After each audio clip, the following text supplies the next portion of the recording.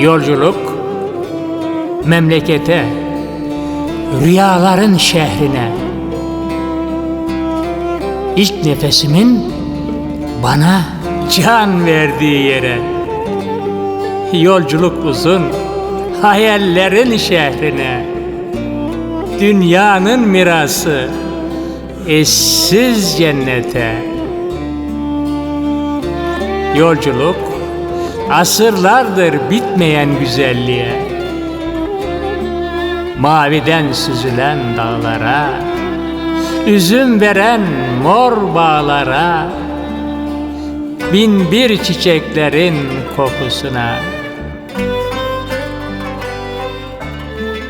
Yolculuk, taşların görsel şölenine.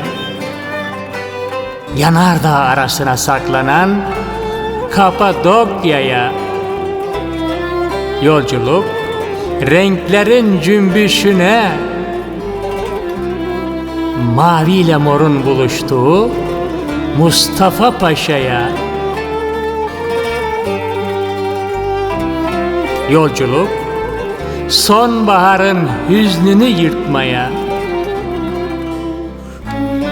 Damsa çayının ikiye böldüğü Ürgüp'e.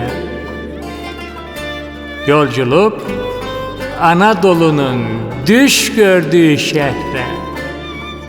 Yanık şairin memleketine, Ürgüp'e.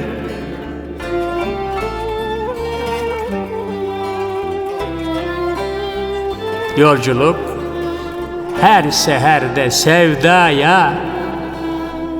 Batarken güneş volkan oldu dudakta.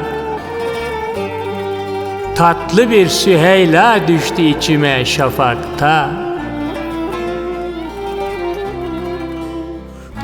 Kan kırmızıya boyandı hasretler. Bir rüya oldu renkli bulutta. Saçlarında rüzgar, gönlümde sevda.